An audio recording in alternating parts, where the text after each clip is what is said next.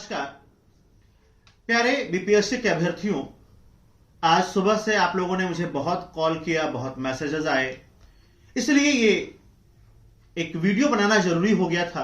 क्योंकि सुबह से कम कुछ नहीं तो 150-200 बच्चों ने कॉल किया, मैसेज किया, लगातार परेशान है बच्चे कि अब क्या होगा, क्या है परेशानी का सबब, क्यों बच्चे परेशान हैं, क्या वजह है बच्चों के परेशानी की। तो परेशानी की वजह यह है कि अभी बीपीएससी से जिलाधिकारियों को जो पत्र लिखा गया था वो पत्र वायरल हुआ है, जिसमें बीपीएससी ने कहा है कि 3 अलग अलग सेट बनेंगे, अलग अलग जिलों के लिए अलग अलग सेट निर्धारित किए गए हैं, 3 अलग अलग रंग के स्टील के बक्सों में पैक किए जाएंगे, जिसको पढ़कर के जो कुल उसका भाव निकलता है वो भाव यह है कि बीपीएससी की परीक्षा 70वीं बीपीएससी की परीक्षा जो 13 दिसंबर को होनी है उसमें अब 3 सेट बनेंगे। अब 3 सेट बनेंगे का मतलब यह है कि उनको समतुल्य लेवल पे कैसे लाया जाए। क्या जब भी इस तरह के सेट बनते हैं तो नॉर्मलाइजेशन की प्रक्रिया अपनाई जाती है? क्या नॉर्मलाइजेशन की प्रक्रिया अपनाई जाएगी या अगर नॉर्मलाइजेशन नहीं होगा तो इक्वल प्ले लेवल कैसे आएगा, इक्वल प्लेग्राउंड कैसे आएगा। अब समस्या यह भी है यहां पे कि परीक्षा जीएस पर आधारित है, मैथ्स की परीक्षा नहीं है। मैथ्स की परीक्षा में क्या होगा, जैसे वनडे वाले कराते हैं, एसएससी वाले कराते हैं, उसमें क्या होता है कि मैथ्स के सवालों में यह तय कर पाना आसान है कि कौन सा टॉपिक आसान है, कौन सा टॉपिक मुश्किल है। फॉर एग्जाम्पल, अगर क्वेश्चन एवरेज से आ रहा है, परसेंटेज प्रॉफिट एंड लॉस से आ रहा है तो आसान है, इंटीग्रल और डिफरेंशियल से आ रहा है तो मुश्किल है। क्वेश्चन अगर अर्थमेटिक या मेंटल एबिलिटी से आ रहा है तो इजी है, क्वेश्चन अगर ट्रिग्नोमेट्री से आ रहा है, ज्योमेट्री से आ रहा है तो मुश्किल है। यह एक साधारण सा परिकल्पना है जो हर कोई कर सकता है। लेकिन इतिहास के प्रश्नों में, भूगोल के प्रश्नों में, राज व्यवस्था के प्रश्नों में, करंट अफेयर के प्रश्नों में यह हम कैसे तय करेंगे कि कौन सा आसान है, कौन सा मुश्किल है।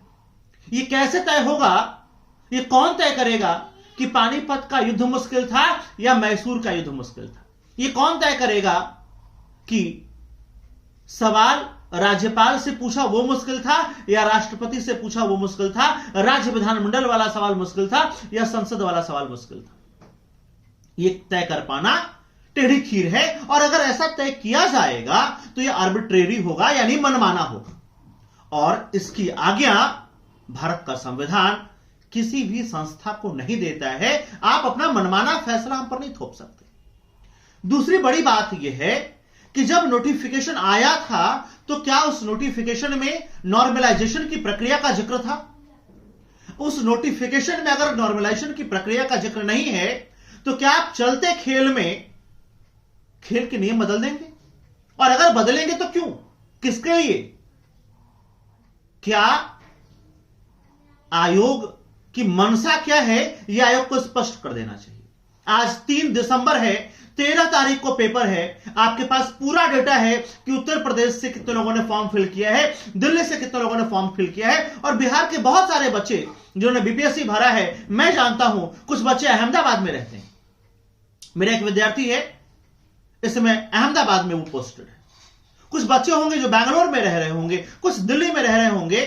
10 दिन से भी कम समय बचा है, अब तक एडमिट कार्ड जारी नहीं किए गए। क्या आयोग यह समझता है कि अहमदाबाद से, बैंगलोर से, दिल्ली से आप जब उसे सुपौल, अररिया और गया, नवादा बुलाएंगे तो उसे आने में कितनी जद्दोजहद होगी? क्या उसे टिकट मिलेगा? तो इसके लिए आपको कम से कम 15 से 20 दिन पहले एडमिट कार्ड जारी कर देना चाहिए था। सवाल मेरा यह है कि एडमिट कार्ड अब तक जारी क्यों नहीं किए गए? चल क्या रहा है आयोग में? मैं आयोग पर आक्षेप लगा नहीं रहा हूं, लेकिन जो रवैया है आयोग का वो कुछ तो इशारा कर रहा है।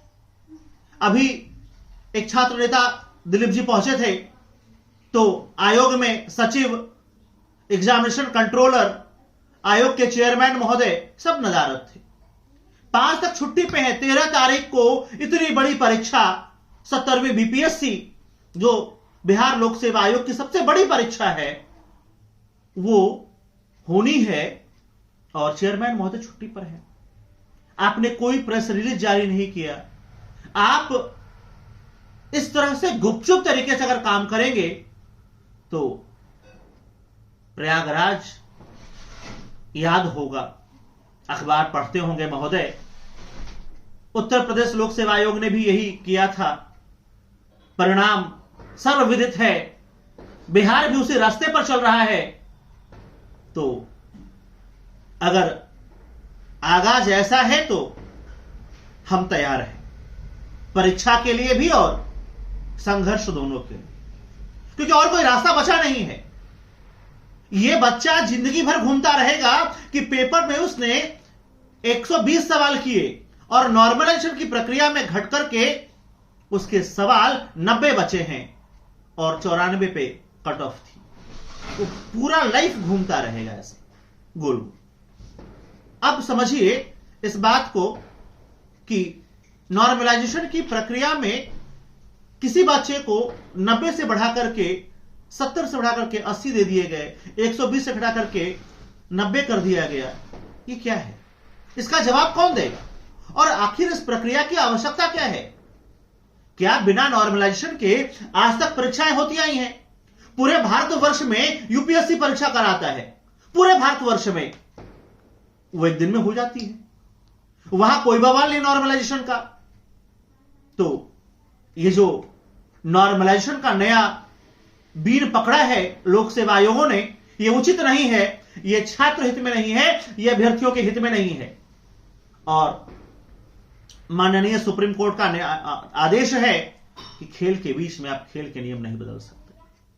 और अगर इसके लिए कोई भी आंदोलन होगा तो मेरा पूरा समर्थन छात्रों को है, छात्रों के साथ है। धन्यवाद। जय हिंद।